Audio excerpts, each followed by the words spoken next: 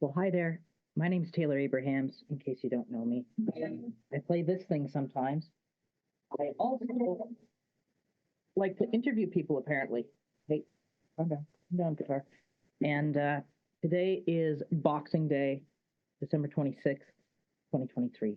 And just about an hour ago, I interviewed an incredible human being named David Amram.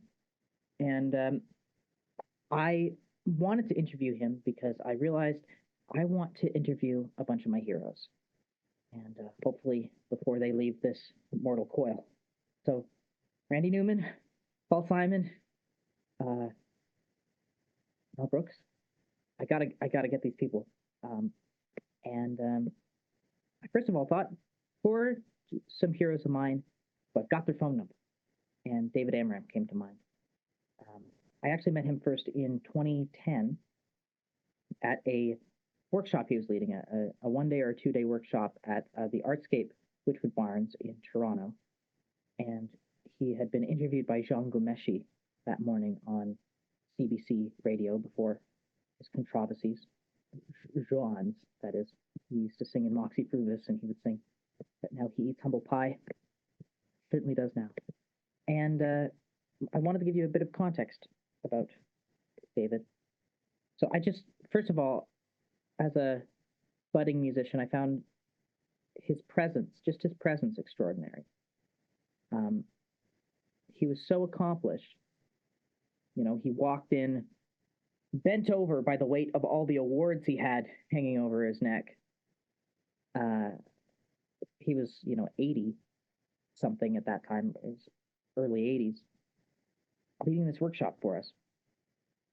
And it was a joy to hear him speak, hear him create, and to create with him during that workshop. And then about a decade later, I met him at a folk music conference again, and I was overjoyed. I was so glad that he was still alive. Oh, and I skipped over the fact that after that workshop that I took with him, he actually handed out his business card to everyone. And a couple of years later, I thought, hey, I'm going to try and call him. I would love to do like a little animated thing where he plays a character. And while that hasn't materialized, at least not yet, I was blown away that he picked up the phone and took time to talk to me.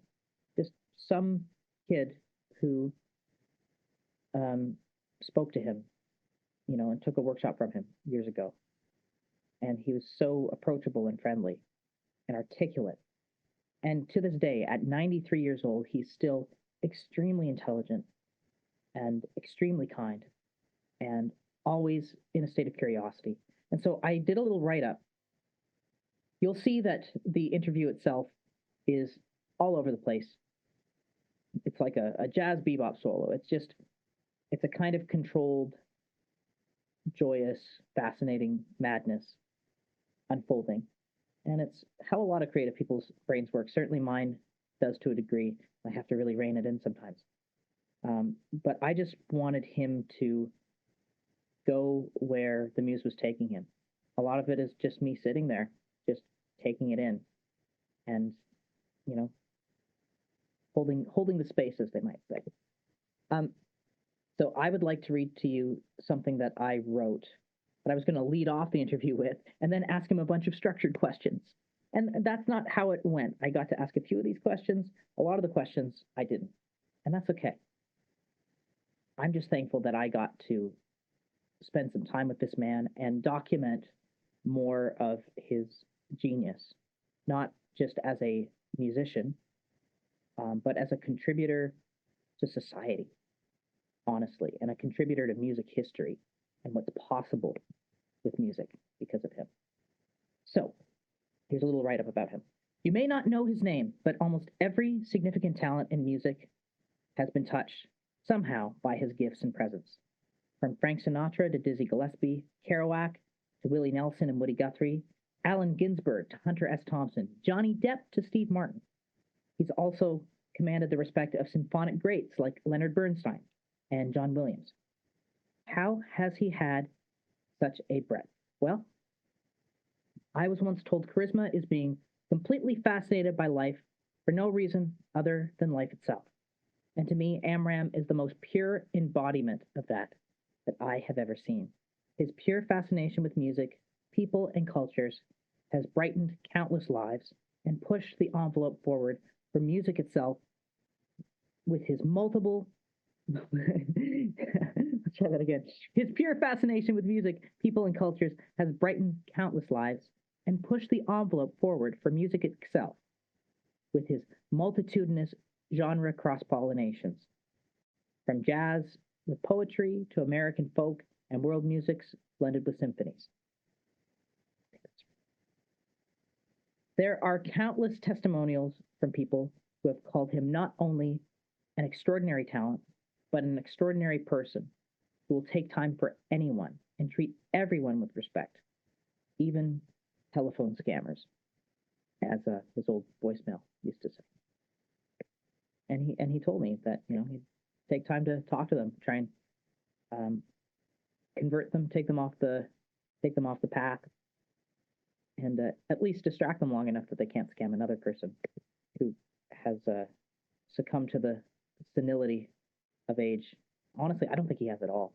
He's more articulate than most people, and if anything, computers make us more senile, at least more fragmented. We need a disc defragmenter for our brains, and it's called disconnecting. Or listening to this as a podcast while you do the dishes, while you meditate, while you eat a giant pie while hanging upside down.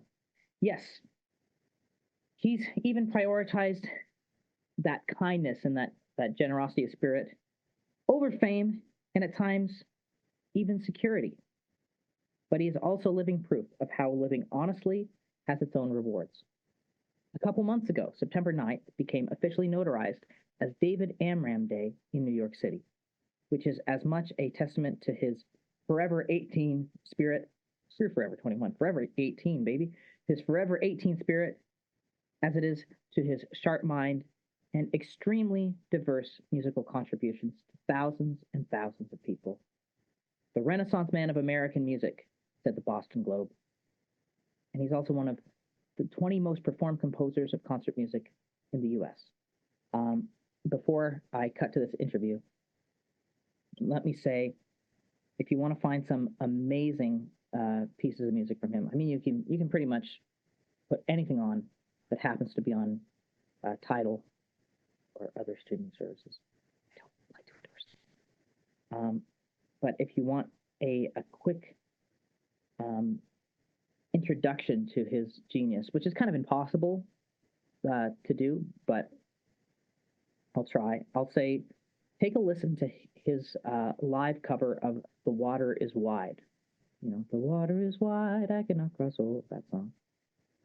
Type in "Water Is Wide" David Amram into a streaming service, and you'll be stunned. It'll be one of the most incredible things you've ever heard once his penny whistle solo really goes into high gear. He also collaborates a lot with poets on music. One of the most recent pieces is with Eric Anderson. In fact, it's the most recent piece that seems to be out there as of the taping of this interview. It's called "Dangerland, Love People and Not Guns." That's a very striking piece. But you will love anything that you hear, whether it's symphonic pieces or it's his soundtrack for The Manchurian Candidate, Frank Sinatra film.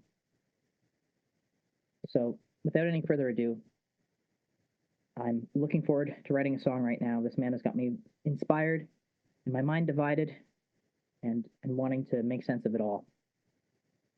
One more thing to say. I've left this conversation virtually unedited, partially because I have songs to write, and also because I feel like everything that comes out of this man's mouth, whether it's a tangent or not, it's all gold.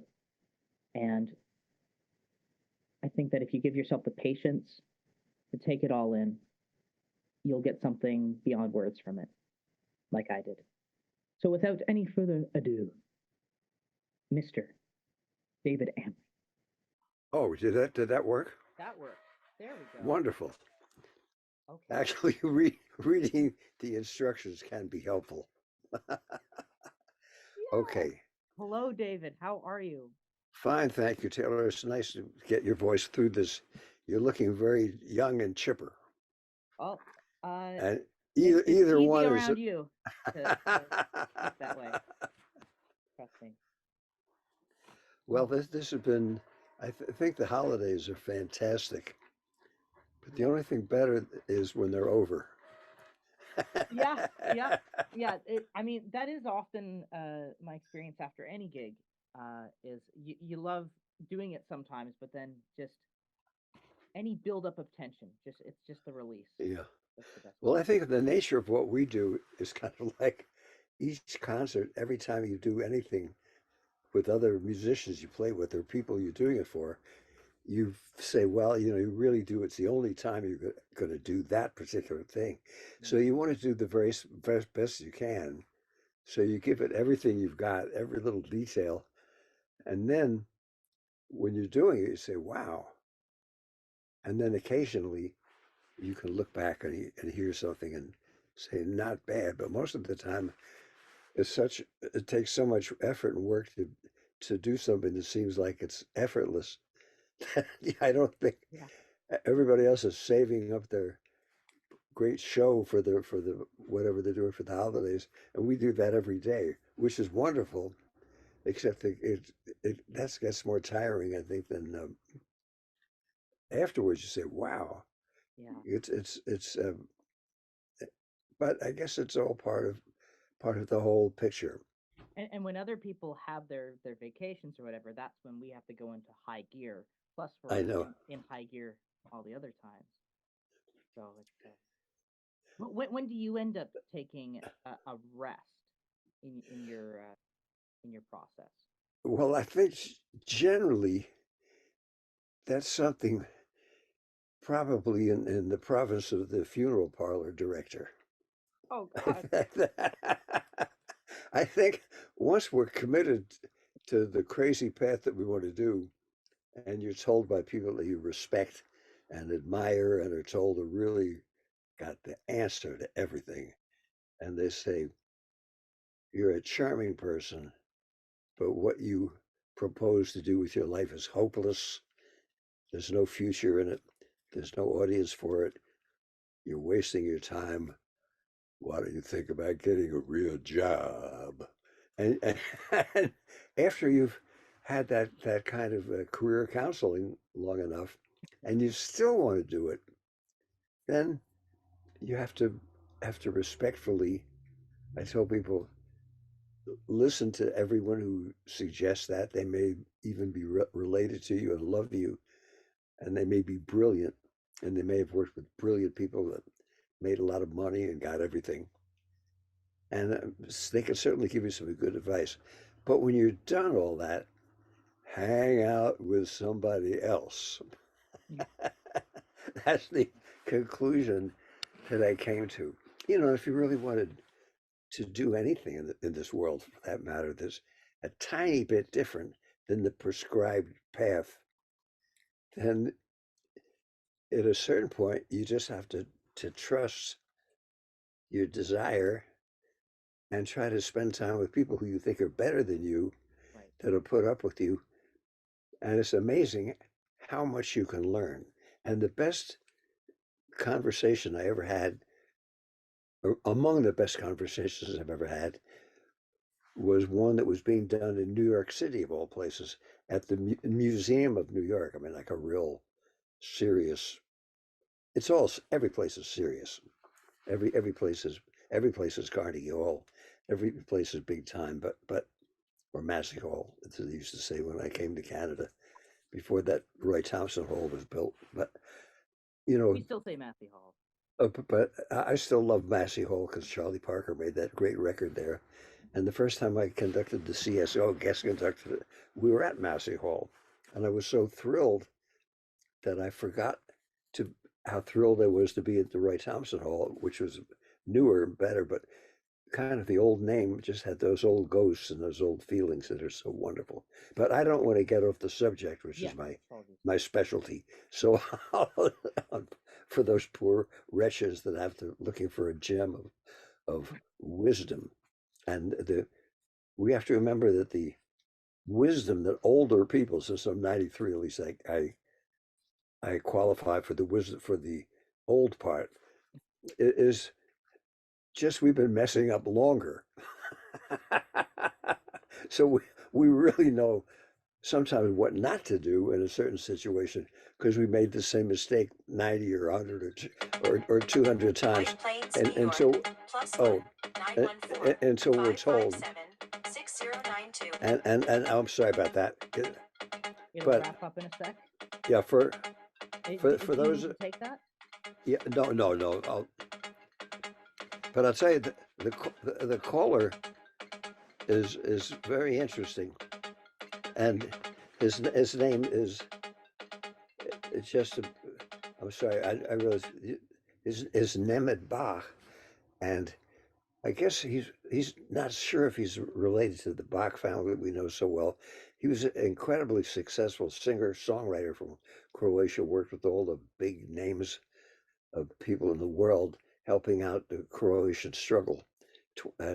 Even an editor of the Croatian news, and then he got Parkinson's disease, and now he has a thing called ping pong for Parkinson's. Oh, great. I call him the King Kong of ping pong, and he states, there are ideas that you can't cure Parkinson's, but you can live with it and somehow relate it. And he does these programs all over the world, and he made the amazing transition from being, I guess you'd say, sort of a rock and roll star, international, into doing something else completely different. Now, I'm wondering, could I turn this phone off and not get turned off from you? I believe so, because Okay. your laptop is separate, right? Oh, good. Okay. Here we go, ladies and gentlemen. Someone else is calling. Let's wish them all a lot of love. Now we can Um, come uninterrupted. And to continue what we were talking about. Yeah, and if I could just interrupt for one quick second, just to let you know, because these Zoom calls are limited to like 40 minutes or so, it might Right. cut us out at a certain point, but then I'll send a new link right Got it. after or very Got soon it. after it. Okay. Yeah, certainly. I say of that you could cut out 90%, I Oh, suppose. But let me give you a I good think it's answer. all fascinating, and just because you mentioned Parkinson's, one thing is actually my mother has Parkinson's, and I ended up writing a song very spontaneously in 5 minutes for my album because I needed a little break in the middle of it because the rest of it was too sophisticated Yeah. and it just needed a little breather. So I wrote a song about not thinking called "Out Like a Light," and that became actually a bit of a Parkinson's anthem because she does something that Parkinson's people will do, which is a specialized boxing with a Yeah. physiotherapist. If you could email that to me, or Yeah, I'll give you his. I know he'd love to hear it. He's a yeah, wonderful guy. But to answer your other question, it was yeah. working at a wonderful folk concert, and they celebrated a woman who had been instrumental in the civil rights movement before anybody, almost anybody, knew about it in the States, before the news cameras came down and the government came down, and then the Hollywood people came down, and then the record industry came down. It was before the so-called folk boom, which was another subject, because folk music had always been with us, and always, as Odette has said, the root of the tree since the beginning of time. And this particular woman would take her bus that they used in Harlem and drive it with some very brave people all the way down to Deep South, do a program, and then drive all the way back, and never missed a service, and was beloved by even by the people who were against the civil rights movement because she was such a fine lady. And presumably Bob Dylan got one of his ideas for Blowing in the Wind from spending a night with her and hearing this beautiful old melody, which was a slave song. And she was with a wonderful gentleman who was a friend of hers, and she kept saying, "No, no, less, no, simpler, simpler." And I kept hearing something first like gospel music, then secondly like the kind of music they sometimes played in the churches when I was invited to just sit in with the organist and play something really simple. And she kept saying, no, no, man, less, just simple, simple. So I realized she already had it down for 50, 60, 70 years, knew exactly what she wanted, and she wanted something simple so you could hear every word. So I did that, and the gentleman she was with said, "Hey, you did all right." He said, "How come you came to that point? Usually people, especially with your background in symphony and jazz and all that, play too much stuff, which is great if you're playing the flight of the bumblebee, but this was a simple, sad, beautiful, meaningful song with a lot of history that was played a cappella for 100 years before anybody ever added, because they didn't allow the instruments in the church services when she was there for that particular sanctified church. They had music, but that was for special, special things. This was just an old, beautiful, not a spiritual exactly, but called a slave song. So I said, well, I finally realized just what she wanted was the right thing to do. So I just had to play almost nothing and listen and just be a fly on the wall. And he said to me, he said, that's wonderful. He said, how did you ever learn that? And I said, well, that's part of my graduate school lifetime study as a perpetual scholarship student in the University of Hangoutology. And his face brightened up and he said, my University of Hangoutology is 137th Street in Harlem.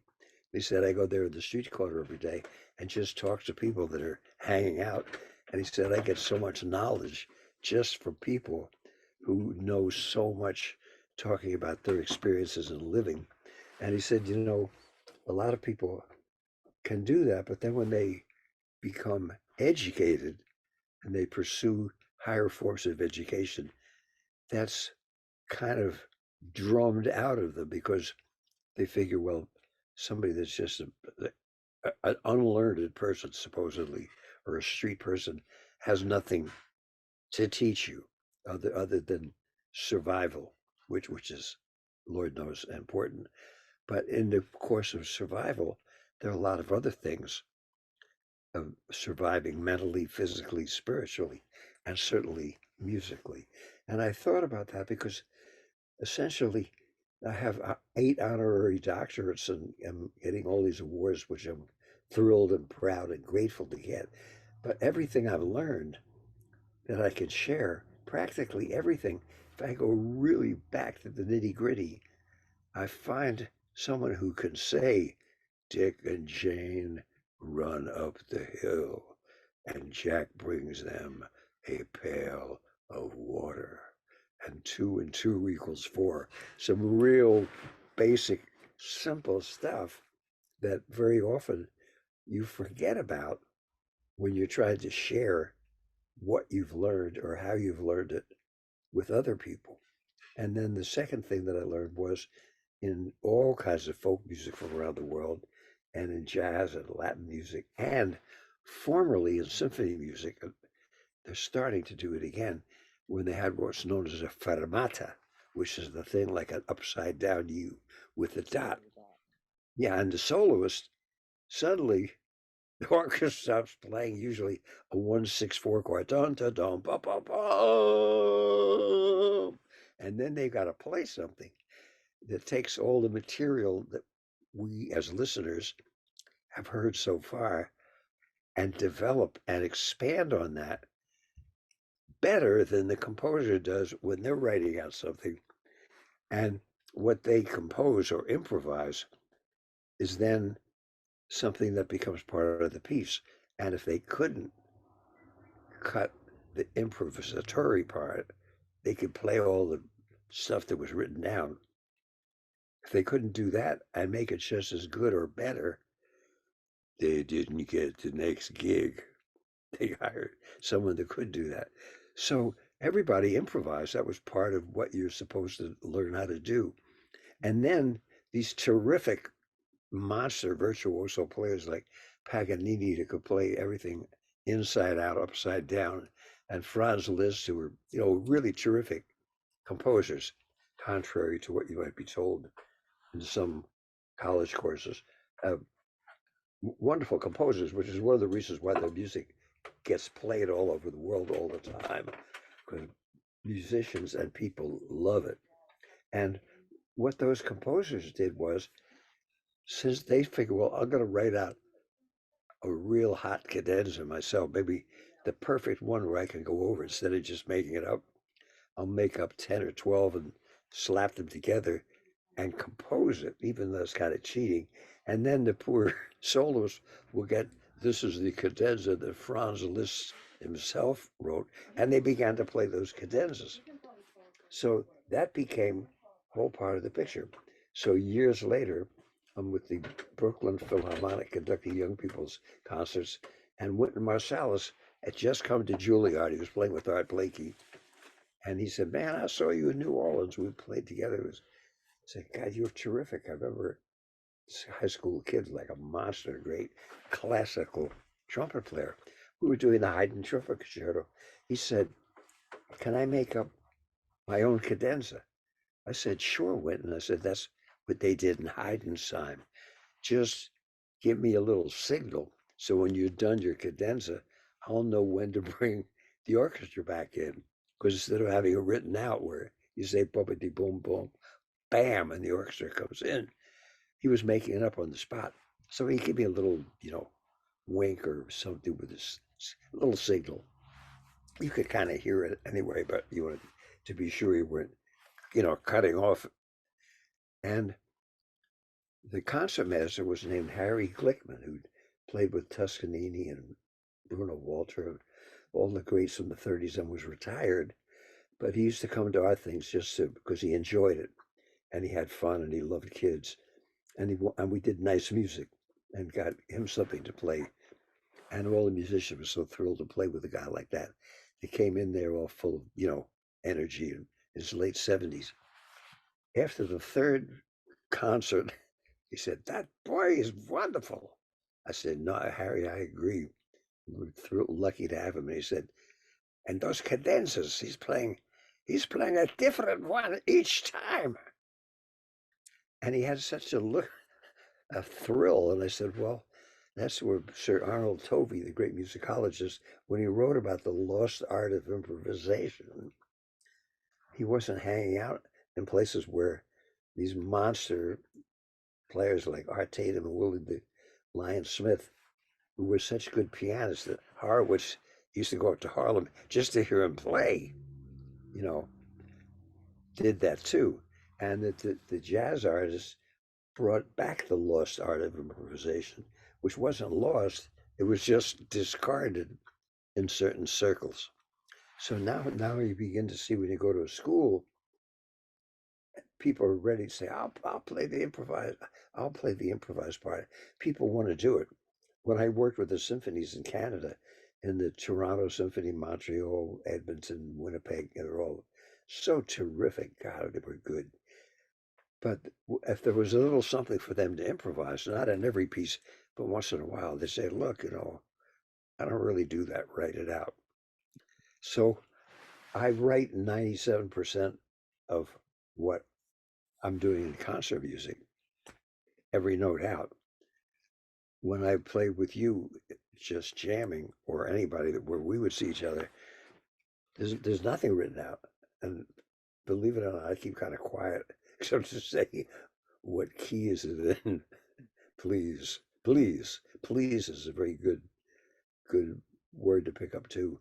So if you show that you're interested and you're a student, which we all are, till we get talked out of it, and you want to do what's right for the person whose song you're doing, if it's singer songwriters or any kind of piece, and be part of it and enhance it so that it's better when you're there than if you missed the bus and didn't show up.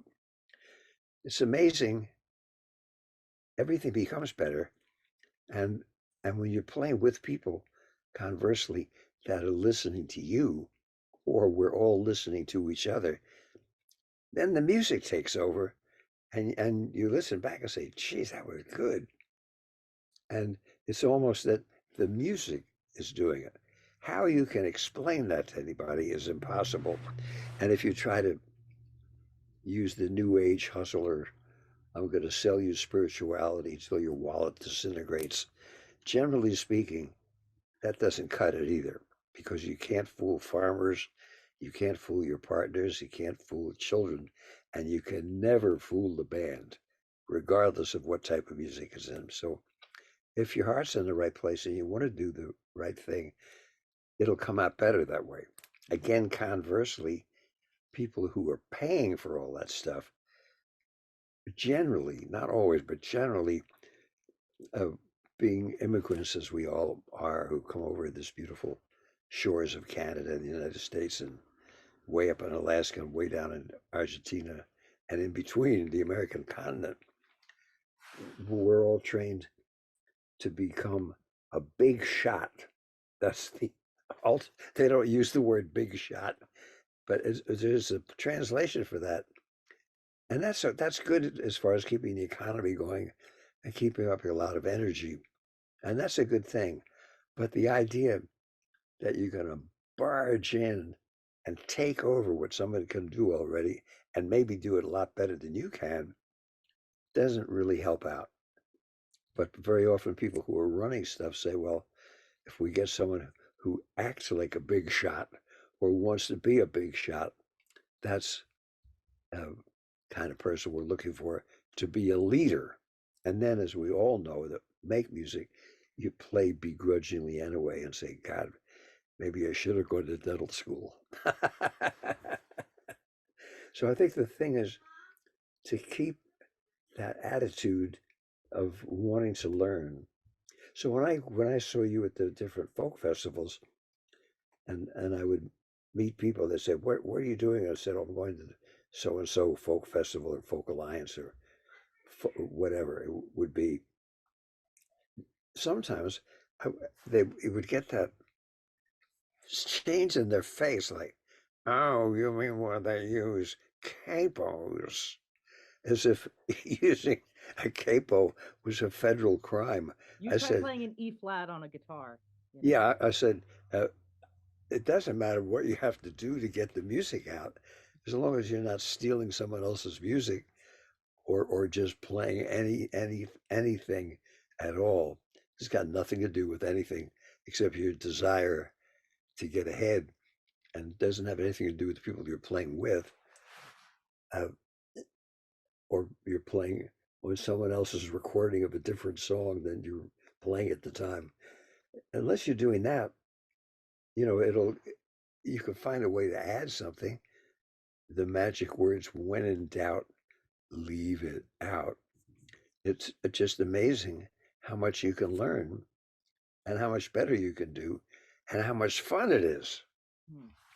And that's difficult to explain to people because that doesn't fit into our upwardly mobile idea of everybody being Mr. Big Shot and wiping out the planet. Yeah.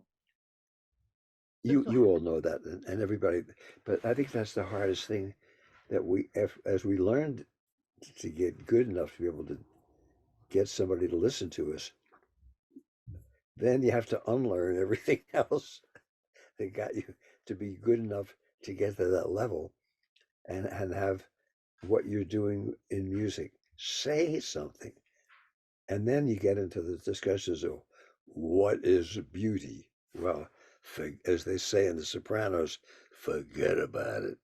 Because if you could say, why is a particular sunset so moving and beautiful, or a particular rainstorm, or a painting by a great Flemish painter, or someone from the Holland School after the great Flemish after Van Eyck and all those people, somebody like Rembrandt, you see that and say, wow. Or you see Van Gogh, Van Gogh, and you don't know anything about anything, but bam, you see that painting, it goes, wow, it shocks it to you for life. You can see this, you can see the same thing years later, or hear the Schubert Unfinished Symphony, or Woody Guthrie singing a song, or anybody whose name we don't know. It just moves you. That's terrific, and that's the whole idea, and that's all a mystery. But I think one of the solutions is to that mystery is that you have to know it's there, and you got to respect it. And if you don't go looking for it, it'll creep around and come to you sometimes. Get that good feeling.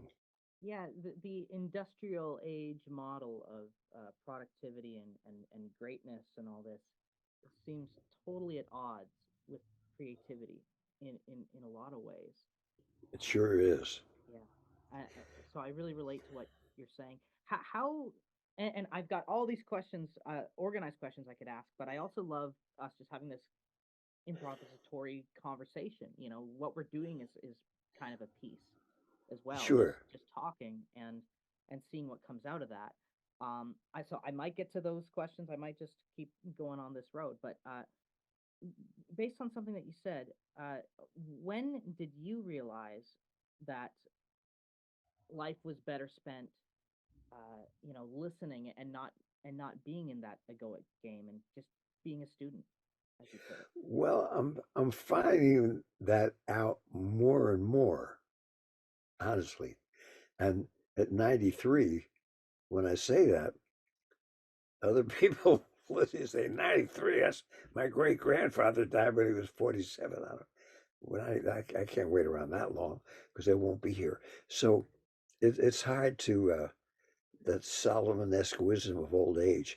Mostly it's just being around long enough and studying, and then you see some people and what they started out doing, they continue to do, and they get better at it, and they share what they know. If they see the person's sincere, they don't just blow you off. That's part of a whole way of being so that you can become on a higher level. But if you proselytize that, then you're like the new age El Gruvo salesman of spirituality. In most cultures I've been in, people have somehow preserved that beautiful part. They they can see in your face and your actions and the way you treat your loved ones and people you're just meeting. Uh, they can kind of spot that, and that's when they say, "Hide the silverware." They know they're about to get ripped off. If there's anything rip offable, someone's going to take it, not credit them, and Right, not represent it the way it really is. right. So I guess now they have the new way of looking at that, of saying that it's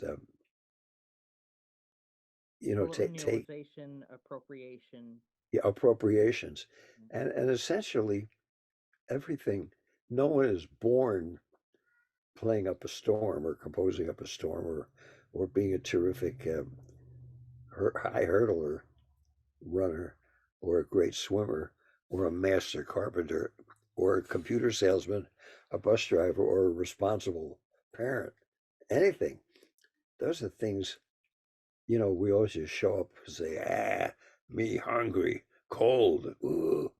And from there we learn some of the raffinement of modern civilization over the last few thousand years and what seems to have worked. So there's no you know schedule, and there is a thing called saying please and thank you.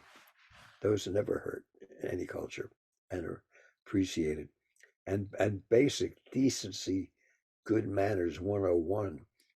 Some people, the way they treat other people, you say, gosh, if they were that way to their dog, cat, or pet, they have the animal rights activists picketing their house, but they allow them to, in public to have vile, foul, sexist, homophobic, nasty, uh, horrible behavior towards other people. Or even And themselves, the things that we just put in our own minds that we carry around. yeah, and the idea being, well, if you're in a position, you can get away with that, but you can't get away with anything. There's always going to be someone that's going to be able to peep you out, and generally, they're not going to correct you unless they're your employer, because they're going to, not be expecting, and certainly if they're working not even with you, which is the whole idea, but for you, they're not going to say, I'm not going to blow the gig telling the person how to behave, Mm. but I'll be glad to go home and forget about this and think about something else. Have you experienced over your life uh, anything that would have you believe in karma? Because you talk about kind of over time, uh, people might not go in and interject, but things seem to correct themselves. Do you Oh, believe in that? definitely, Yeah. definitely. When I look back, which I try not to do too often, or I wouldn't even be able to look at the now, not to mention the now being the then of the next Right. generation, Yeah. and therefore being stuck at a time warp before I even have a chance to get with it. But I think, and I always wonder, gee, I hear some of these records that I'm playing on 50 and 60 years ago. I say, man, why would those people even bother to say hello to me? But then sometimes I'll be one of those things like where we met, and you just see people, and they touch something in you. Say, man, that's the way I still am, secretly hungry, thirsting for knowledge, and wanting to be out there. And some people have that.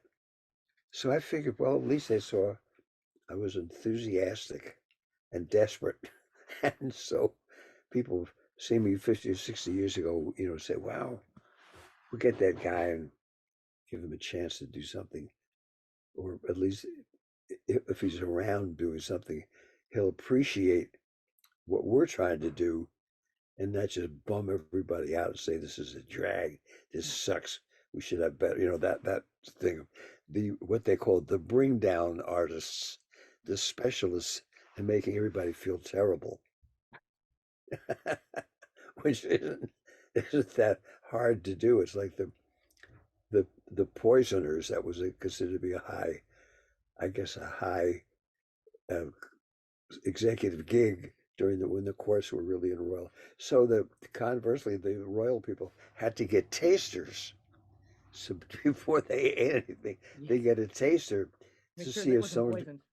if someone could eat that ragu and then not drop dead with a convulsion a minute later, but seem to be healthy. So you realize the bring down artists had a function in our society for a long time too. But I think mostly, if you're hanging out with good good people, that's a big help, because they can remind you of what you'd like to be. So when I come to those folk festivals and things, people say, "Oh, they use capos." I'm not slumming. I'm learning what a lot of those people like yourself can do, and just take out a guitar or another instrument and play and make everybody feel good and listen to something and hear some poetry and say something like Shakespeare did in a sonnet, 14 lines, and you remember it your whole life. You say, whoa, less is more, as they say. And that's a real high art form. And sometimes when I had the joy of doing a celebrating the 50s, 60s, and 70s, and Richard Barone asked me to play at Zankel Hall. That's like the Carnegie Halls, but it's down in the basement. It's a great little place and part of Carnegie Hall, which is always fun. But I remember Steve Earle, who's so terrific. I've known since high school.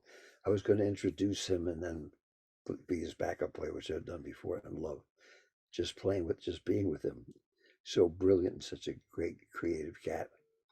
And then the way Dave Johansen did this beautiful Phil Oakes song, the Joni Mitchell recorded. I began to listen to Joni Mitchell's little. He said, "No." He said, listen just to that guitar introduction. It's so simple, but says everything, sets up the song." And I began to listen to it over and over, and I said, "Wow, just that starting off with that little guitar strumming. When the song came in, it already elevated it before a word was said. And it made me understand the message of the song. And then when he sang it, he just did it his way. Simple. And unfortunately, I was tuned into that idea of trying to. And it was one of the few times when I was done, I felt really good that I had contributed something, you know. And that's a wonderful thing that you can get playing folk music or playing music where you're just getting together and playing. But And to tell you the truth, it took me a long time to get to that part when I realized just, oh, that's what he meant. Because he was, he had his definite ideas of how to do it. But then once he did, I said to him, that's what I dreamed it would be like. I never played with him before. And it was just a thrill, everything that he went through in his life and all the different musics he's done. He was able just to take that song and really honor it and make it his own. And it was one of the highlights of the whole concert of Jose Feliciano, all these amazing people from that time, that magical time in the village were there. And also for all your friends in Canada, when I played up at Yorkville, they used to call it, and Bernie Fiedler had the place called the Submarine. That was the name of my musician. And that was a magical time. All those amazing singer-songwriters then were just kids. And I was already in my 30s, so I was like an older person. And I'd done the movie scores and stuff with Jack Kerouac, and even conducted the symphony. So they were kind of looking, saying, what the hell is he doing here? And then I think they got the picture. I was lucky enough to be asked by Jack Elliott and some people come up and play with them. And they kind of liked me, so I would come back and do that. And that was enormously helpful. And when I played the Mariposa Festival back in the 70s, that was just to warn you, enormously, I'm so sorry to interrupt, but things are about to end here. So there's about 20 seconds left in this Zoom call, just to let yeah, you know, and I'll send you another link. sure. Yeah, just so you know. But it's been wonderful so far, and I look forward to the rest. I better actually just stop recording right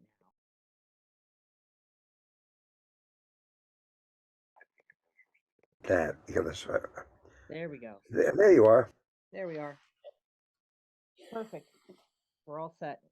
Great. I just wrapped up the phone call, so Oh, I mean you can hold it there if you'd like, but no, that's okay.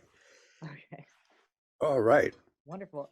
Um, well, so yeah, I feel like that was the preamble, and I wonder now if I should be a bit more official and deliberate, Sure. um, since uh, there's so much that I could get to, and I would.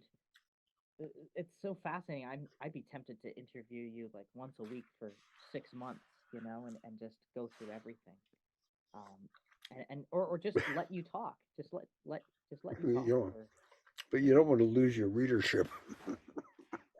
Well, I mean, we're in an age where people are so isolated that they just love to hear conversation. Mm, It's not even about it being the most polished thing on earth, and they just want humanity. yeah. And people will spend hours cleaning their house and just listen to podcasts of just guys talking to each other and screwing Oh, I know around. some of them are fantastic. Yeah, some of them are really enjoyable. Um, Well, that's the old cracker box philosophy. People sitting around the wooden stove in the winter. There's nothing else to do. yeah, And sometimes you hear some great stuff, yeah, and then sometimes you don't. yeah, yeah. You're having a great time, and then suddenly they say something really racist, and you're like, wait, what? That's what this has been. Um, but and I think it goes back to what you were saying about vibration. Your way of being, how you carry yourself through life. Like Yeah. that's the most important thing, I think, um, with everything. And it's as you were talking about how in university settings people get very heady and very intellectual Mm, and disconnected from the fundamentals of life and the feel of exactly. life. And it's like how farming now, they forget to actually have nutrients in the soil. They can churn out crops, but it's missing that fundamental substance. Oh, of course. And so I think that carries over into so many things, including life. And and as long as that fundamental is there, people are very much satisfied. So don't worry about it being polished or not. Oh, okay. The dirtiness is wonderful. Oh, And that's something that I am trying to make myself truly learn and appreciate. You know, mm. because I try too hard to make things. Well, that's good. I mean, that's good too. See, the one shouldn't eliminate the other. They should both be together somehow. Yeah, and I think this is what I was going to ask you next is you uh because you come from very high symphonic education and understand music theory very deeply, and then it's been this process of simplification, depending on where you're headed. To what extent does that high education uh serve you even when you're doing something very simple? Yeah. Well, the thing in my own case, it ends up being what I feel, and sometimes then I can realize after, oh, that's a dominant seventh, or that's this and that, or based on a dominant. But basically, it's not exactly. It's not a toolbox where you look for a certain wrench and know what this. It's sort of say, whoa, what do I do now? You're thrown in the ocean, and you see the ship going over the distance. Say, man, what do I do now? Hang on to a log? Is there anything? You sink or swim, as they say. And then it's at that point sometimes your feelings, which are tempered, I believe, by everything that you've experienced, come in and help to guide you to what seems to be natural. And then you use the all the intellectual stuff for when you really get stuck. But then learning form and a formal sense, that's enormously important. And the everything sort of ends up in the academy anyway. So it has to be something there. And I think it's a combination of scholarly and soulful, and it has to be both. And when the soulful enters the university, does something get lost in that process? Yeah, I don't think it's, it's too. Nothing in the 20th century is accused of being too soulful, except except for those things that are just so beautiful. Uh, I just saw that movie about Leonard Bernstein. It's fascinating, but the one thing, having worked with him as a first composer of residence for the Philharmonic and being appointed by him for a whole year, Mm. there was the soulful part of what he did, including in his music and his compositions, that was so beautiful that it overcame a lot of other things that were human, but which really you could say about anybody. And that's a tradition.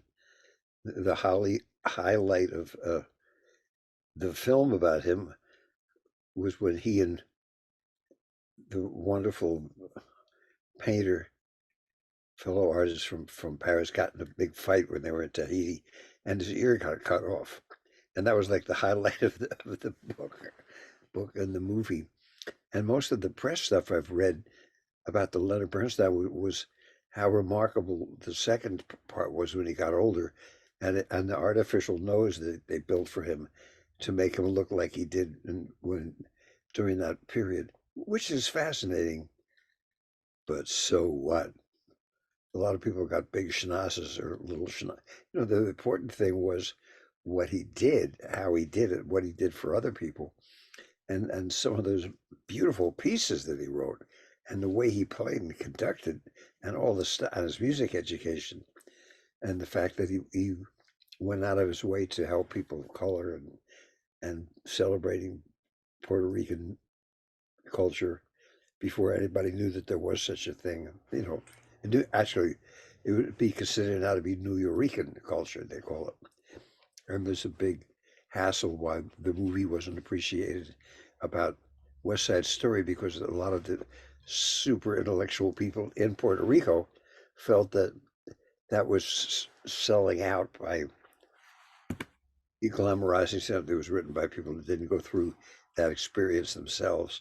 There's all kinds of stuff that interferes with the real stuff, but ultimately, with Bobby Sanabria told me something amazing, which is a great band leader and a great educator.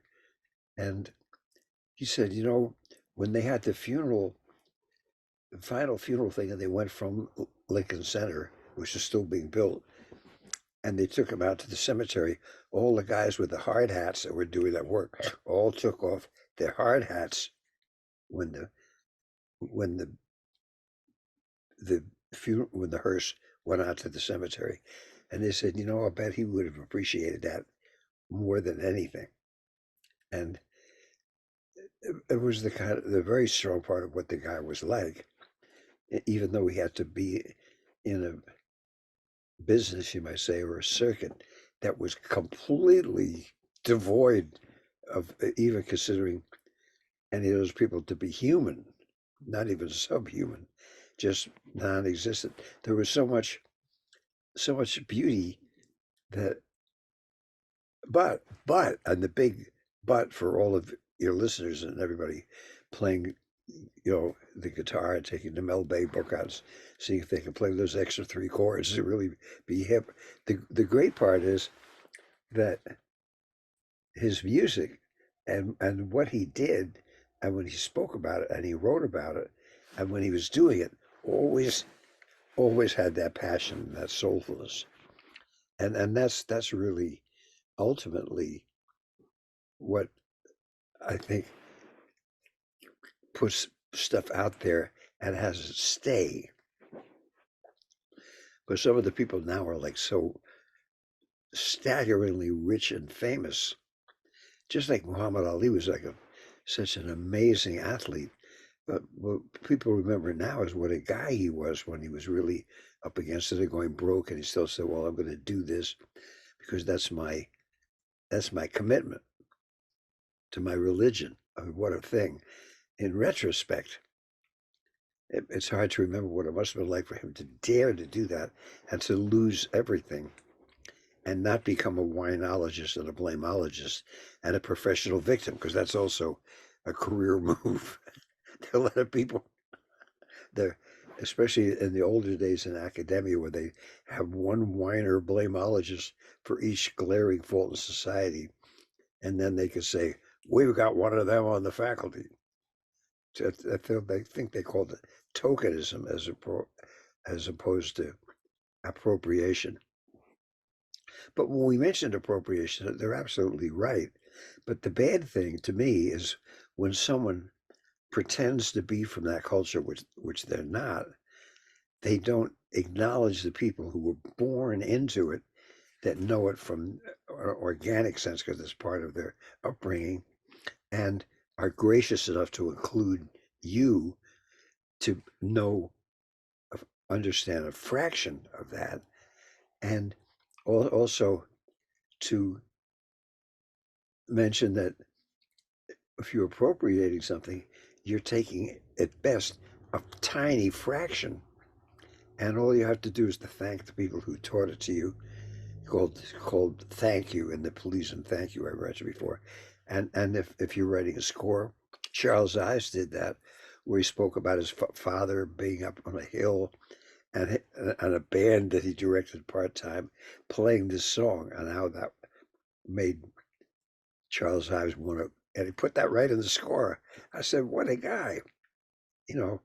And nobody knew his music. I thought he was nuts and didn't even play it, but he wanted that to be clear because that's meant something to him. And saying that, please and thank you means a whole lot. Acknowledging those who showed you stuff, and if it's not copyrighted, that doesn't mean that you shouldn't thank the person anyway who has shown it to you, because they're doing it themselves. And so it's not, it's more than a copyright issue where you can get up and scream and say these poor people have been swindled. It's a soulful, spiritual, human, decent way to do stuff, and it's not that hard, and it doesn't diminish you from doing it. And if you lose $11 in the by the time the composer share dribbles down to you, Yeah. so much has been stolen anyway on the way. It almost doesn't make any difference. And that's not saying that there shouldn't be intellectual property rights, but the important thing to remember is what it is that you're striving to seek justice for, Right. And not so, to lose sight of that. and speaking of all that, because of course you've worked with, Dizzy Gillespie and Odetta, and uh, from experiences like that, and with all sorts of world musics, is there a distilled way that you could explain, you know, truly how to uh, respect different cultures musically, Yeah, when you're entering it as yourself? just to realize you're a bona fide ignoramus. Yeah. You can't speak the language. You don't know what it is from there. You don't have a clue about the histories, in the plural, of the people who've gotten to the point where you can meet them somewhere in the Western world, or even where they live in a hut somewhere, and have any remote idea of what they're doing. But you don't go and put a camera in their bathroom. Some people do that, and I get recognized for that, and well, that's fine, but it ain't fine really. And just to have respect, and you realize you're in someone's home, you're in someone's life, you're in someone's history, and you better sit back and cool it and say thank you, and want to observe, and not say, well, I'm from New York, or I'm from Toronto, or I'm from Paris, and I went to such and such a school, and I have the credentials of this and that, and I have a deadline, and I got to write about the importance in the last 10,000 years of this making a contribution to something. Um, that's not unheard of, but it usually doesn't produce anything very correct.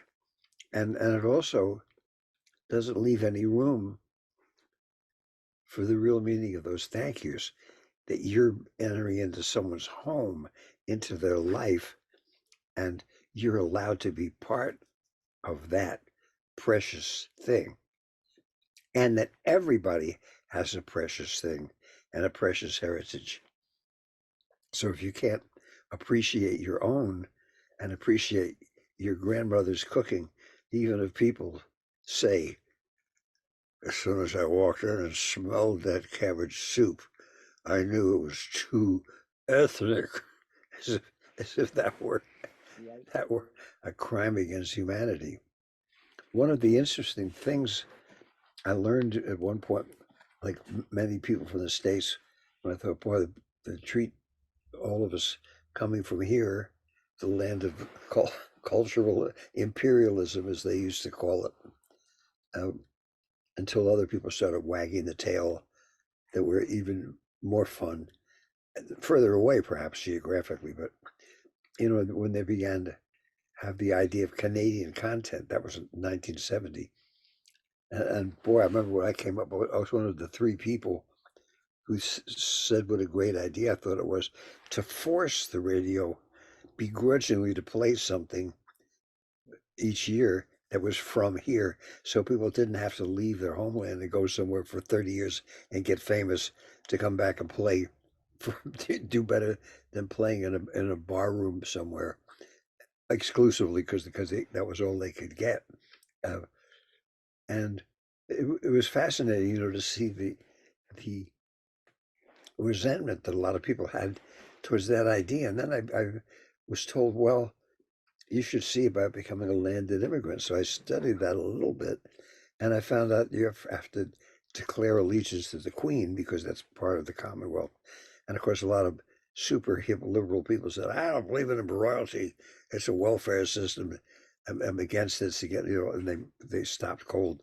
People that got beyond that way of thinking read a little more where the idea was that you were supposed to bring from whence you came into Canada and then be able to enhance the essence of Canada itself being a place where people came from all over the world, and therefore you becoming an Italian Canadian or whatever you want to call it, or a Canadian with an Italian heritage was something that you could share to enrich everybody else.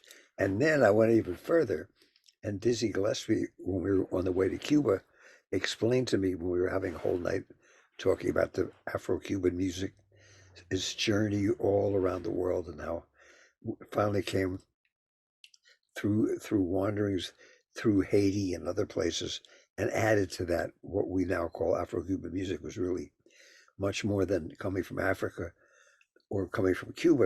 It was a lot of other places that contributed to that and were contributed to by that. The interchange, and which was so beautiful and still is so beautiful, and just beginning to be studied and acknowledged more by than just a handful of musicians by a whole. It's thrilling to see that, and even taught in schools where the people who are show how that stuff's put together. Oh man, that's some other stuff. So the idea Dizzy said was that's a very American thing too. It's called the philosophy of the gumbo. I said, what? He said, yeah. He said, our idea is when you're in New Orleans, especially, everybody takes from whence they came and what they've got and puts it into that delicious, nutritious pot called the gumbo. So you're getting the most beautiful, nourishing, good tasting, good feeling in music and in life from everybody who's contributed something precious. And you become nourished by that you've also put into. And if you're there long enough, maybe a generation or two, you become New Orleanized yourself. I said, wow. And he said, no. He said, that's the wonderful thing. He said, you hear these young musicians now, they can, if they're playing the piano, they'll start off and play a piano introduction or on any instrument, and they'll sound like, European royalty. And then they'll suddenly go into the super latest, fantastic development of all those amazing rhythms because they have both scenes covered and they learn in school all the European classical stuff and can do that. And they can incorporate that if they choose to with stuff of people that never maybe finished school, music school, or perhaps any school, but can play this that incredible, complicated, beautiful, amazing rhythms and county rhythms that are just nobody knows about. And then when you study them, you see, boy, they're right. They fit right in that clave. They fit, and there's certain have relationships to dancing and religion. I mean, it's some heavy stuff, but it's not just people beating on garbage cans. And it's amazing how all of these great art forms are often diminished. So the beautiful thing in folk music is not to be a folknologist. And when I came back from Cuba, I said, man, I better, because we're all on television, not because they gave a crap about us, but because of the political thing in '77 when Dizzy's group, Earl Father Hines, Stan Getz, and myself with the four band leaders, are all completely different, that went down there to play with Cuban guys. It wasn't the capitalists joined the communists, so we just all of us were 90 miles away. We wanted to share some of that music that we'd shared anyway and get to see what everybody else was doing. And it was so wonderful to see that relationship of the musics, And they said, well, that's the same thing you do when you're at a folk music event and you see people from all now at the Folk Alliance, they have people from all over the world come and they can play old Joe Clark and they can also play some of their stuff that we never heard. And I will show you a little bit and give you a picture that everybody's got their own stuff as well. And that is there for everybody to appreciate and enjoy and maybe even to be part of, just to meet people, just to hear them speak their language, just to get a little taste of what we've been missing. And then to apply that curiosity, that type of scholarship to what you're born with, what you come from, of all those music to say, you don't want to play that corny stuff. They're going to think for whatever insulting name the peer culture gives us that we're not good enough without even, and you see the whole setup and that you can bypass all that ignorance and negativity, which is not necessarily in Nazi Germany, they put you in jail or kill you for doing it.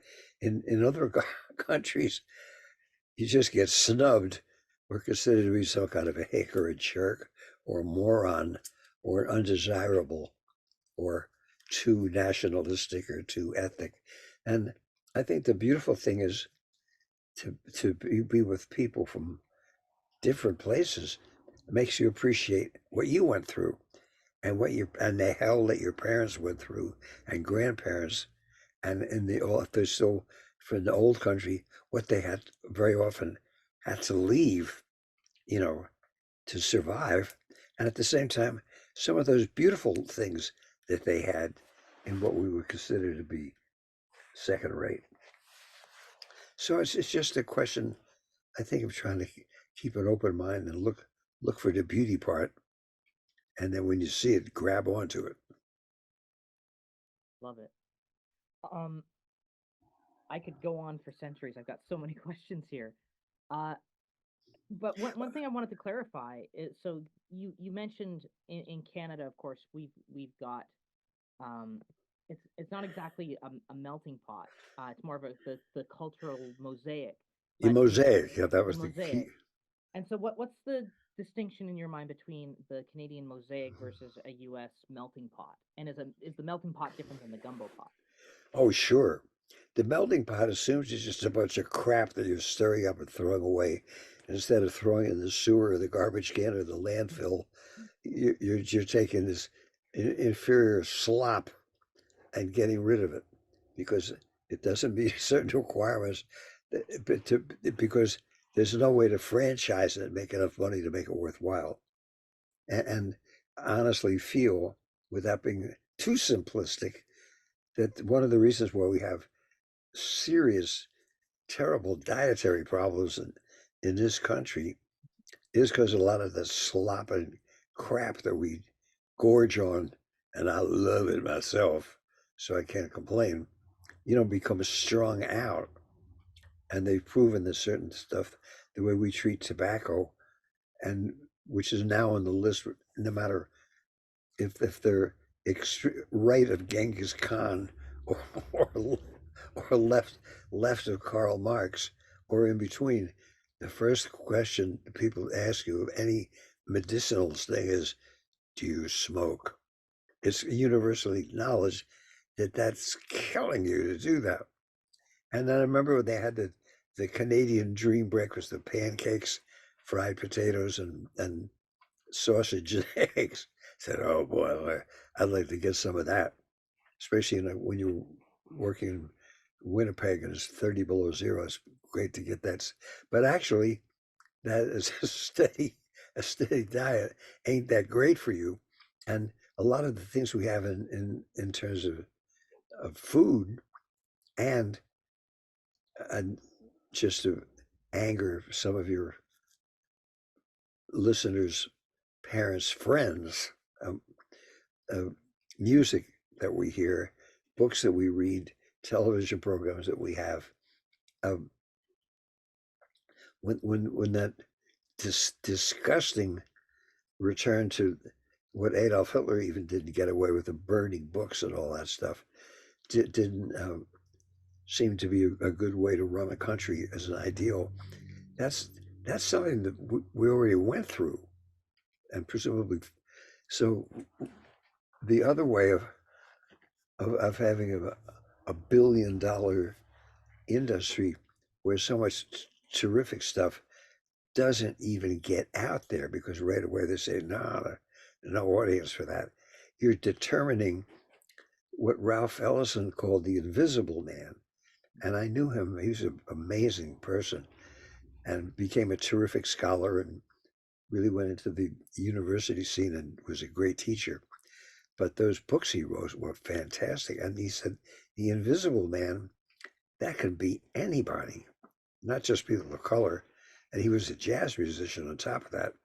Just people in general that could be written out of the books entirely. They ignored. That was the one form of genocide that we never considered. It'd take a huge industrial, kind of an environment to create that type of you really couldn't call it censorship or compared to Gestapo like techniques. It was But more it of is like a creative genocide, yeah, it does do that.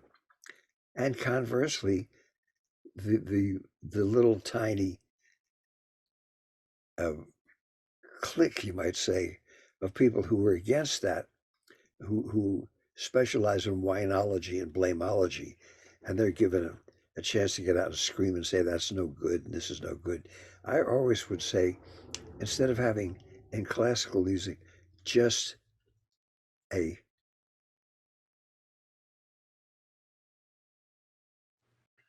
oh, Hi there. I'm not sure what amazing. happened there. You know, you know what? Wait just a second. That's a beyond the beyond. I had my. Are you there? Yep. Oh, Can you I'm see me? sorry. I'm sorry, Taylor. Forgive me. Got it. I thought we had to go. Anyway, uh, I forgot. I got so engrossed in what we were talking about. I forgot that that there's an extension cord that powers this thing. Oh, okay. So it went out. Unfortunately, I reversed the process and said, "Oh, I got to plug that in." Anyway, here we are. Sorry. Okay. And just so you know, there's 6 minutes and 30 seconds left before this screen Okay. ends again. So let me know. Do you want to wrap it up after this next 6 minutes? Sure, because I think that'll be enough I'm having a good time, but this you can make it a nice short, probably. I mean, I'd leave that up to you because you know your audience and what you're doing, and yeah, you're an actor and all that, so you know what's interesting, yeah. and I, I, and I what mean, I'm what's happy to speak for another 40-minute chunk if you want. Um, it's entirely up to you. yeah. I would love to if you're willing to. I just don't want to mess up your day.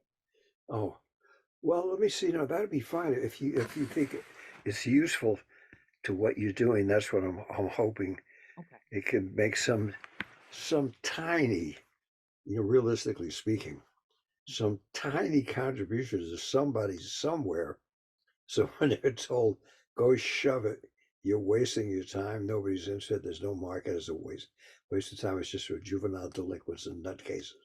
They might say, well, gee, that old guy is happy and grateful to still be involved in trying to do that. So maybe I'll give it another 2 years anyway. If that I, happens. I think I think you've done that for a lot of people. Oh, And for me myself, you've helped me have more faith that I can go through life being a decent person. That yeah, I don't have to um, just sell out or do something that I'm uncomfortable with just because of that seems course. to be the norm. Sure. Well, but the problem is that when you're around, I hate to be judgmental, Mhm. but since I am, we, if you're around a lot of sick people, and that's all that they're with Yeah, for months and years, they become that way because that's like the why they got vaccines. So if you're, it becomes to the fact that when you're with people, really a whole bunch of people like that are really into that. Nothing matters. Nobody cares. It's all a bunch of bullshit. You can con everybody. That becomes normal. yeah. And and and I've seen it over and over. At first, I was shocked, and I said, "Wait a minute." I began to see who people were really friendly with, and you could see that become so to them. When I was in Hollywood, I saw that type of disgusting behavior was normal. And if you were anything else, you were considered to be some kind of no, juvenile freak, waste of time. Grow up and see a psychiatrist and get a new drug dealer. It was very hard boiled. And you're beautiful, baby. Let's meet for lunch. Let's do lunch, and never showing up. And that lying was considered to be normal. All and horrible behavior towards your lessers or someone that was earning less money. And I noticed everybody there knew how much the last film they worked on grossed. Everybody knew pretty much what everybody was getting paid, and that was the basis of everything. Instead of carrying a sign on your back saying Joe's Coffee 5 cents, you have your brochure. I mean, it was some stuff. I said, "Holy God!" I just felt sorry for kids that were brought up in that environment. Where the hell could you go and even get started learning how to hang out in society? Well, and I grew up in a generation where so many of us were transfixed uh, on the idea of being a star without even Oh, sure, of course. understanding why or what it meant. It was just an Sure. addiction to status. And then essentially you're treated just like another disposable toilet plunger. So they'll say, well, star number 237 Yeah, isn't available. So let's get the toilet plunger next yeah, door to them. yeah. I was a child actor, and I've been watching a podcast recently by another child actor, and I can relate deeply to the what she went through psychologically, just growing up Yeah. in that environment. Um, so there's 2 minutes left in this one before it cancels out, Okay. and I'll send you one more link. Um, but just how about a very quick question? This is very specific, but just I've been listening to a bunch of your music, and I was absolutely flabbergasted hearing some of it. Um, and there was one song in particular I heard, "Lack of Cash Flow Blues," an indictment on fracking, and that's Oh, just one example of a lot of things you're involved with that talk about social issues. Um, often while maintaining a sense of humor still, and just I'm wondering for you how important that sense of humor is when you're talking about heavy things, as well as just like what is the greatest destructive force in the world for us to watch out for. Well, I think when you're speaking of the sense of humor, that thing I got from Tom Paxton. It was so wonderful is he always says things that really touch you, but then he always has that funny hook. And Woody, with all the and a lot of the old black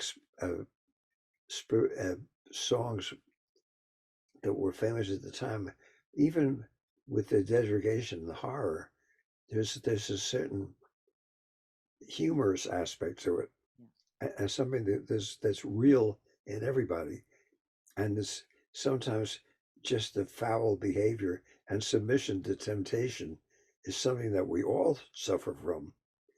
And so if you're not holier than thou, say you can kiss the hem of my garment because I'm superior to you, and everybody that doesn't agree with me is a Nazi, redneck, fascist, toothless moron.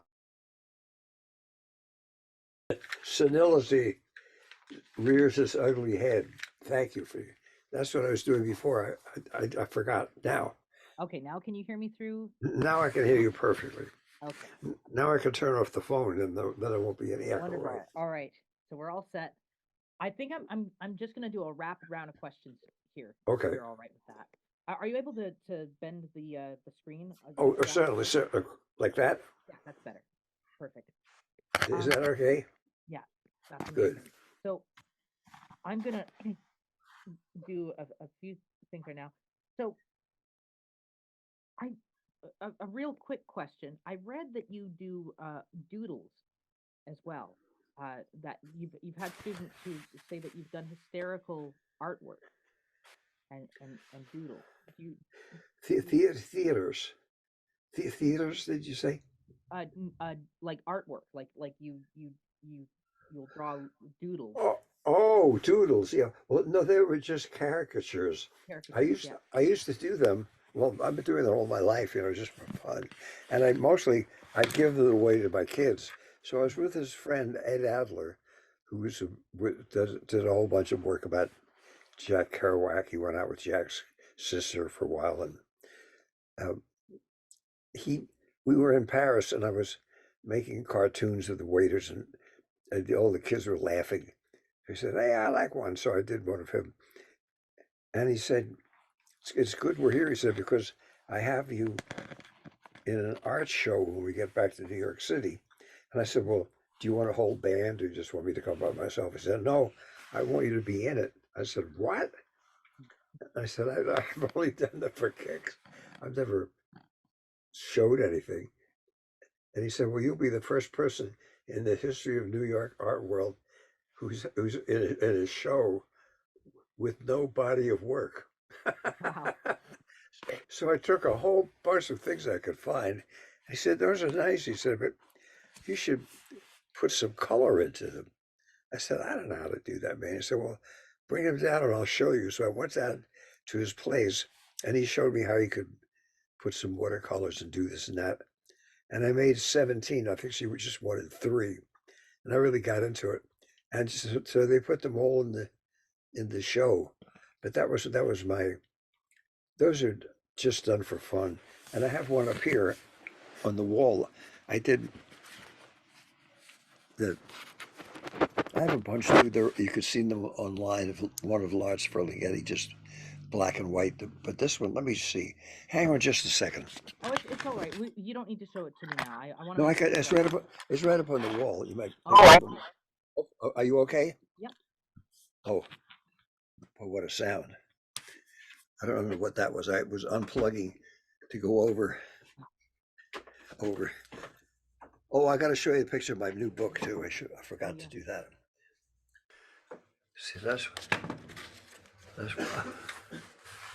one. Just a little bit higher. Oh, I see. Wow. That's really striking.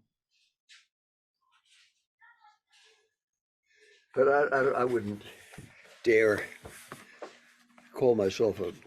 It's something I enjoy, Yeah, but I've never. you've never really focused on it. Well, no, I have a. I have a. Maybe I'll get started up here. There's a place. Actually, there's room in the barn this spring. When I'm finishing my violin piece and working on my new book, I might do something at that point. But Great. I don't like to. I got too much respect for the painters and artists I know. I prefer just doing it because I know actors and people suddenly they say I'm a painter, I'm an artist, and they're they're selling it off their name that they were doing something else really well. But kind of that's why I don't go to this song festivals to say I'm a songwriter. I've written some songs, but I consider a songwriter be like yourself or someone that actually can write a song that's short and says something. This I was proud of. That's my new book. I've only got one copy. Or send you. I can't quite see the title there. Yeah, that's a. Let me see. I can. The many worlds of David Amram. Yeah, can you see it now? Yes, that's right. Yeah, I can see it. That's Yeah, great. that. So speaking of, I had a lot of other people writing about me in addition to my writing a few things. So it was more college professors and folk musicians and jazz players and American Indian activists and all different people I've worked with, so they could get a picture of something that was a person and not just a press release from some record company about to go out of business. right, exactly. Well, and online, there's so many just glowing testimonials from people that have known you over the years. Yeah. Uh, it's it's it's amazing to read just how consistent it is that you make every person feel like a human being. Who you Well, spend that's what time with, you, and that's what you and try. and, and, and even on your old voicemail, Yeah. you would say, even if you're like a scam caller, leave a message, I'll get back to you. you Oh, know, yeah. it doesn't matter who. I wanted to ask you, so because of course the way that you've lived your life has been really very daring and very very on the edge. You're one person phrased it as, you've been offered the throne of, I don't know, fame or success many times, but always declined it and been more interested in just following your curiosities. But in a way, that still led to a very fulfilling and deep and meaningful life for you. And in fact, that might be the real way to get there. And that's culminated in you now. September 9th was David Amram Day in New York City. Yeah, Um, that was something.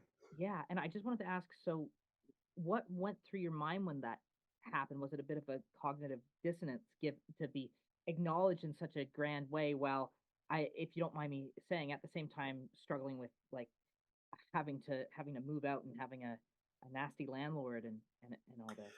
Well, it was funny.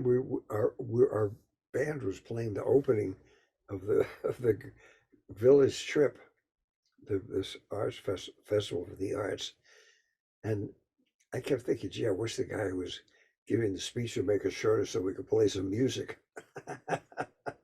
But then I said, well, it's good to feel that way, and it was almost kind of embarrassing, but because the things that I did, I'd already done them, and we were there to play, and my concern was hopefully people coming to that would get something out of it.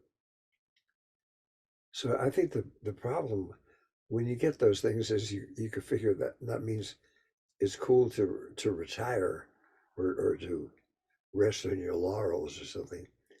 And the reality is a few, at least a handful of people might get interested and say, well, I want to do something too. So it's kind of you're obligated to try to walk the walk that you talk. Mhm. And that's harder. If you could take, I tell people, man, I said, if I could follow my own advice, I'd be a bad cat.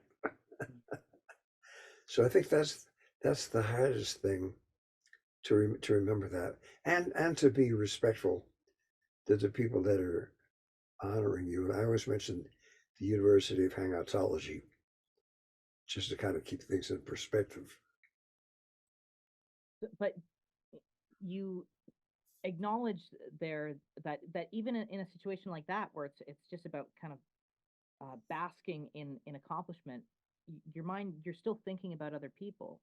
You can't, you want to make the most of the experience for the audience and Sure. inspire more people. So is that just a how how did your mind have you always been that way? Because I know that you grew up on a farm where I believe Yeah. you had some musical experiences, but was there anything early in your development that really had you develop this amazing, generous character?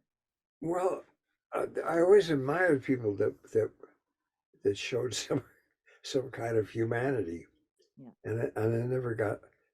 I guess all the times when I came to New York City was at 24 years old, about to hit my 25th, a month short of my 25th birthday.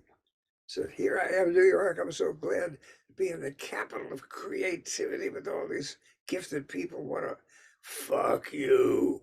And after hearing that about 100 times, it got depressing. And I said, "Well, wait a minute, man. Everybody, everybody has to go through that, I guess. So I want to hang out with the people who are from there, from that aren't that way, that have been told to go shove it, but who don't have such a bitter attitude towards the world as a result, and also don't feel that they're worthless. They just figure that's part of it. But to see those people that had some kind of a dream anyway, and I always was attracted to that, saying, "Well, boy, that's where I'd like to be," and it's still that way. And a lot of the people that I really like and feel close to, including people of real distinction, like Willie Nelson and Metropolis, to whom I dedicated my first book, The Great Conductor. A lot of these amazing people were that way. And I was always kind of astounded. And I felt good being with them, seeing how they were with other people and with their family and with one another and to me and to themselves. And that was a very fortunate thing, I think.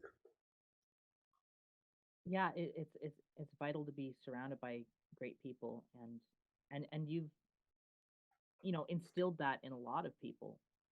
And then when you see that we're all kind of in the same boat, you know, Yeah. everybody's out there with their lunch pail, with surrounded by all these gifted people, and you're just there for a while as one of them. And then when you go to different countries, whew, and you go to some place and say, "Geez, I've never been here before." They've been here for 3, 4 thousand years, and they're doing fine without me. That's such a mind. That's almost too much to handle.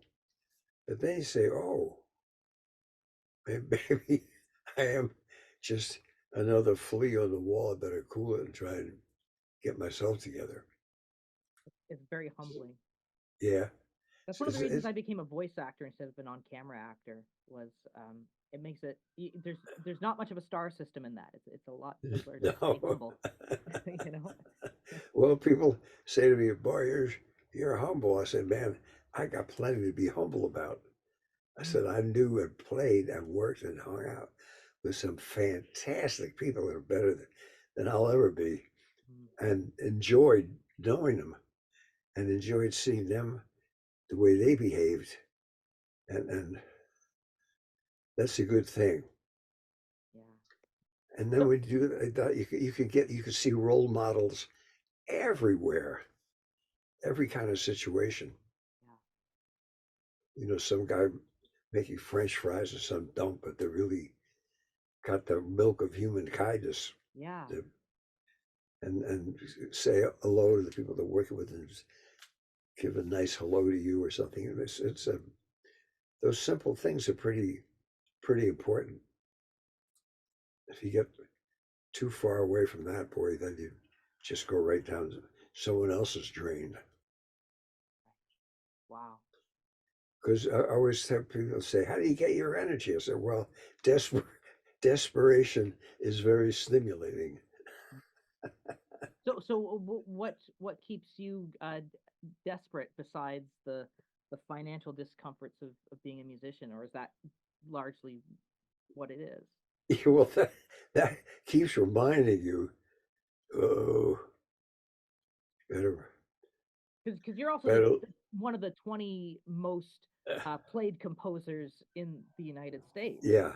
and to still be in a and to still have the roller coaster ride. Well, the other thing is too, you see that kind of music that I'm glad they do, but you know, that doesn't really pay anything hardly. Right. Most of the people that get their money either write movie scores, which I've done, or they have a full-time job in academia, which I don't have. And I think that's one reason why I could still be a good teacher and still be a good student, because I haven't been soured by what I didn't get. Right. And as far as the films go, I loved working with Elia Kazan and with Frankenheimer. Those Manchurian Candidate Mhm. and this Land of the Grass are really fine movies, and they get shown. And the other ones I did with them were fine movies that didn't do that well, but the music came out great.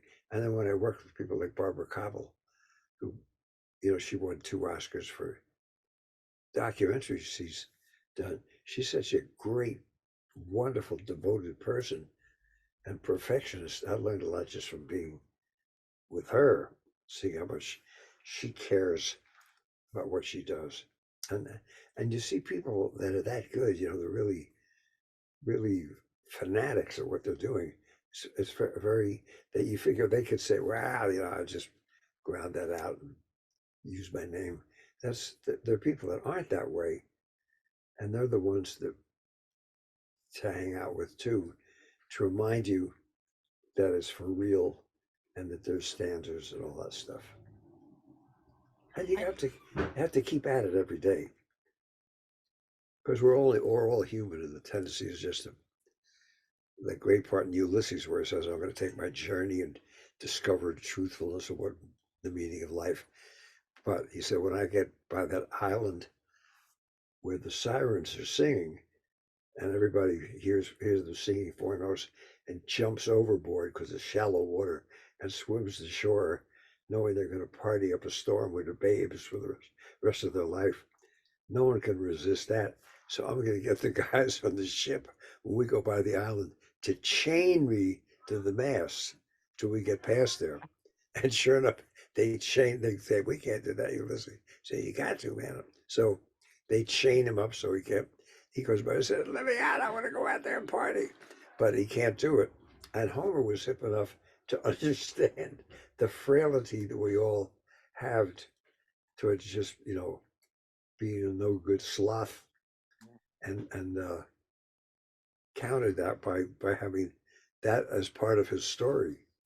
Pretty and amazing. that leads into another thing I wanted to ask you, which is, what is your daily routine, and how do you keep discipline in the arts? Well, it's a daily struggle, Yeah. but I wouldn't have done all the phone calls and try to arrange every this and that, which I won't go into because it's boring for anybody hearing about it. But the struggle of just trying to get through this week and the things I've got to do, Yeah. mostly because I promised them I would do them. Hmm. And when you think if you get such an attack of big shot itis, you figured you can get away with that promising stuff and then not doing it. That's never the case. They say in the Bible, but I think it's the Bible, or used by your works you shall be known. So you just gotta keep it. But you must have gone through some hell too, being in the theater on television, doing all being a child star and all that stuff, and then what would be considered that category? Best person I ever heard. We're gonna eat dinner soon. I'll be right there. Just call me. Okay.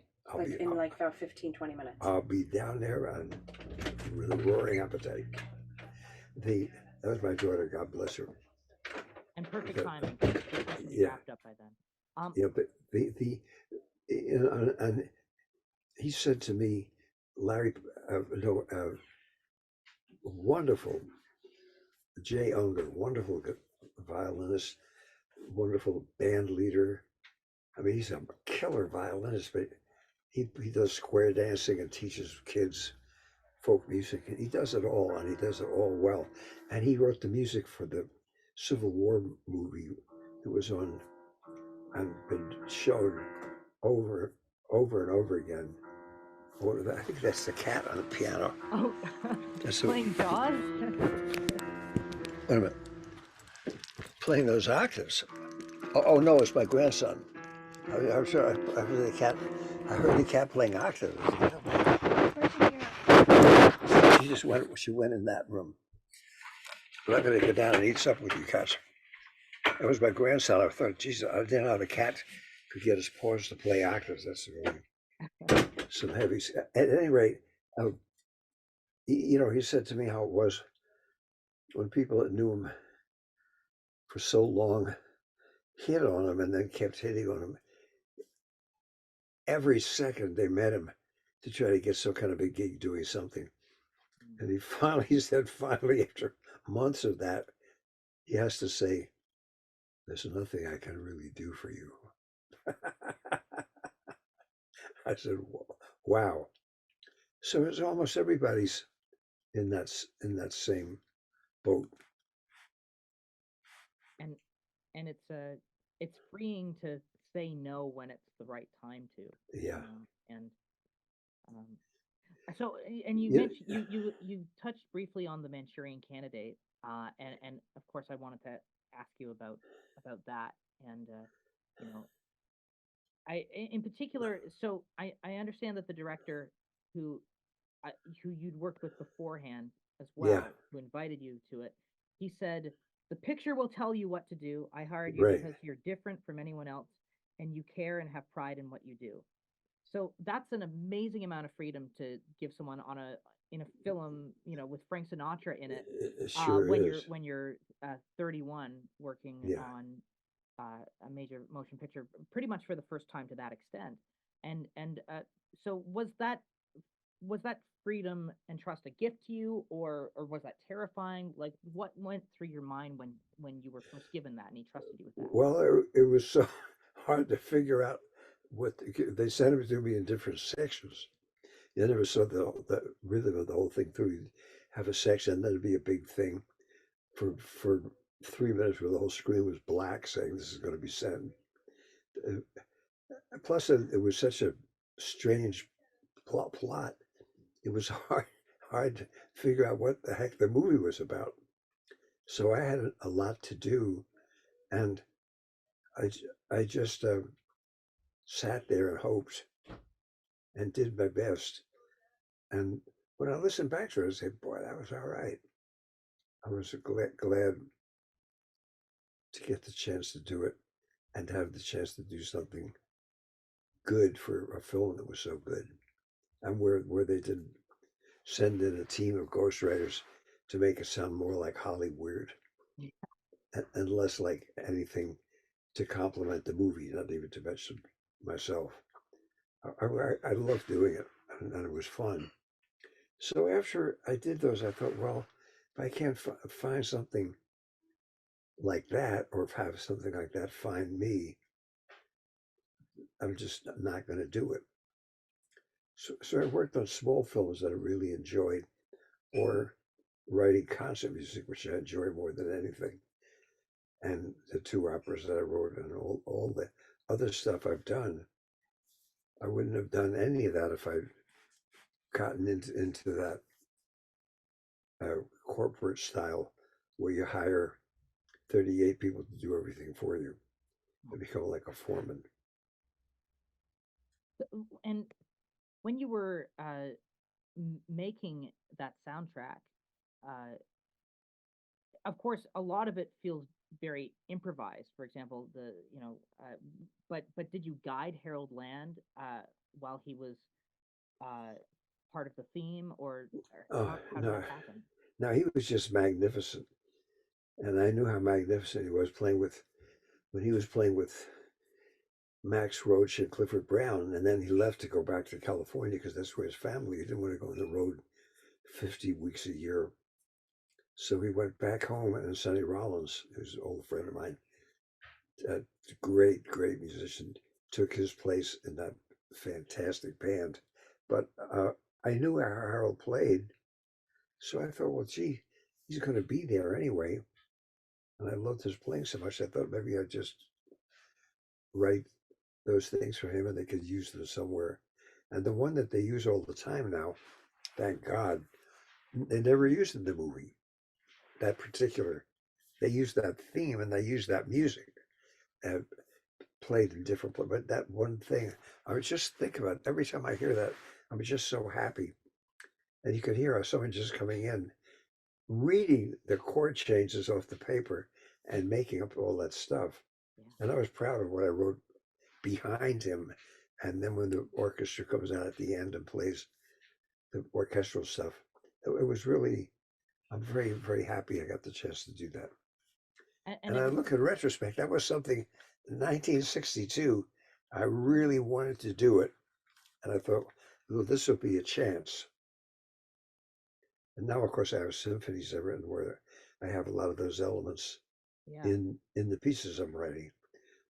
But it's a wonderful thing that that film can be shown all over the world on television and other places. Even finally, 60 years later, came out as a soundtrack album for the first time. It took that long for them to say it has. Sounds doesn't sound like movie music. I said it's not. It's music for a movie. Yes, exactly. Very different thing. But at the same time, it was an example of revolutionizing what scoring could be, and you and know, and that's something that you've also done with your symphonic work. Working world music, or creating the Woody Guthrie uh, uh, piece that you have.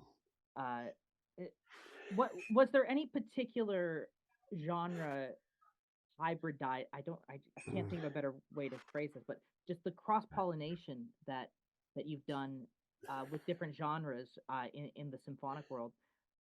Is there any one that meshed in a way that particularly surprised you, and you think has the most to explore still? the most which, The most well, to explore still. Where maybe you got to make that piece, but you also realize how much more potential there is for oh, for those things to blend together. oh, well, I think anything can fit with anything, Yeah. but you have to be familiar with both or three or four different things to create have the fifth thing be created from that that you already know that's part of your language, you know. And the music is really a different series of languages. Mhm. Mario Bava said about Afro-Cuban music and all the music from Haiti and New Orleans and rich music from different parts of Central America and music from Africa that stayed there. He said, we all speak the same language, but with different accents. I said, wow, what a great way of putting it. He was considered sort of like the Beethoven of Latin music. And it's true, the people that really have done that, and composers have always done that to an extent. And when you hear Ray Charles singing country music, it's a killer. They asked Charlie Parker, how come such a sophisticated guy like you, loves country music? He said, well, he said, it's always got a story. He said, they always sing in tune and it's from the heart. Wow. And that's what it is, that you appreciate the beauty that sense of beauty wherever it comes from, however it comes. And if you're not tuned into that, you're not, nobody's going to have that much to tune into, because it's hard to explain why some people just get you first time you hear them. I remember hearing Nora Jones. I said, boy, that's so nice. She was just doing what 1,000 other people had done, but it was just so nice to hear her singing on the radio and suddenly hear that beauty and freshness, and something about it was just so. I said, boy, who is that? You could just feel something really remarkable come. It is like this almost telepathic thing, being a singer, or being a musician, where you're Oh trying to yeah, communicate something, and it could just be some life experience you had that month that you're yeah, able to fuse into that song, and then suddenly that's coming through the radio, and people are feeling it, and they don't know why. yeah. It's just the one woman that I was talking to in the hallway that night when we were hanging out. I had never met her before, and I'd heard her name, but I never Oh, Shanna in listened. a dress. Yeah, shut. And I Yeah, listened. I said, "Damn, man!"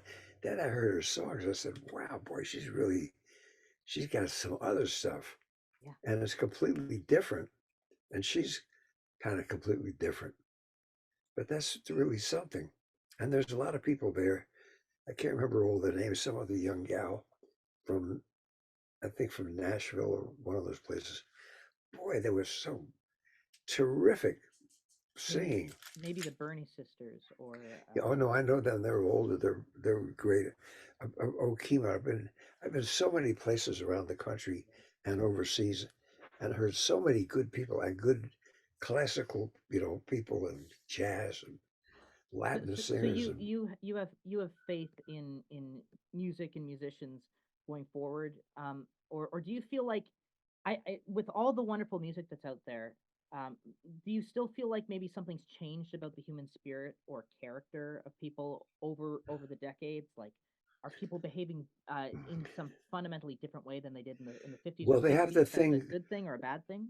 No, they have YouTube, and they have the because of the collapse of the music industry and the desire for people to keep on making music anyway, Yeah. and the desire for people to be able to hear music, and the ability to communicate electronically, where you can hear something without having to save up $15,000 to get a start, where it's just really is just about impossible.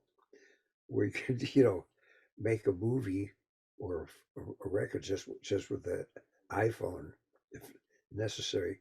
There's advanced communications that can't be totally controlled and monopolized by people who control everything. So you can't. So there's a chance to find those needles in the haystack and even become a needle in your own haystack, like there's never been before. So when people complain and say there's too much information out, everybody can make their own record, everybody can make their own book, I say hooray, because for the 90% of never got heard or acknowledged, at least there's some chance to have something documenting to put your footprints in the sands of time. And that's important. I just worry that the way the system is built, it's I'm not going to go down that road. I'm going to take a page Yeah. from your route and be an optimist here. I think you don't have to go down that road, because that's a road they were going down to the extent that the music industry, as you know, it collapsed. $1 billion industry collapsed, and they tried to blame it on young people. They blamed it on Napster. They blamed it on everything, except they forgot you got to serve the needs of the customer, Yeah, and you have to have some planning, like you do in farming, where you plow stuff under. And in organic farming, you always keep 1 acre fallow and build that up so as so that all the soil isn't depleted. yeah. And when we rip everything off and irresponsible and act like there's no tomorrow, and then when it's done, like a heroin dealer who becomes a pimp and gets the prostitutes to work when they're I 22 and they're yeah. old. Then they throw them in the gutter, and they get some other 16-year-old that they're telling they're going to be a movie star. It's called exploitation, Yeah. and it's been going on since the beginning of time. And one of the nice things about some of the social activities is a lot of people, men and women, and people of colors and people that aren't of any particular fancy color, more or less, so-called white people. It's beyond all that categorization. People in general are saying we're worth more than that, Yeah. and as self-esteem rises, everything else will too. I love that. That's a beautiful line to end on, honestly. And we've only got a minute and 20 seconds left, unfortunately. Good. Well, I'll just say it's a pleasure to talk to you, and I look forward to seeing you again on our next Absolutely. late night culture, culture Yeah. cultural hot air session, and to all the people who were doing that music. Odetta told me, she said, "Darling, I started out being an opera singer, and you know what I became." But she said, as long as you remember, folk is the root of the tree. Yeah. Isn't that great? The root of the tree. Absolutely.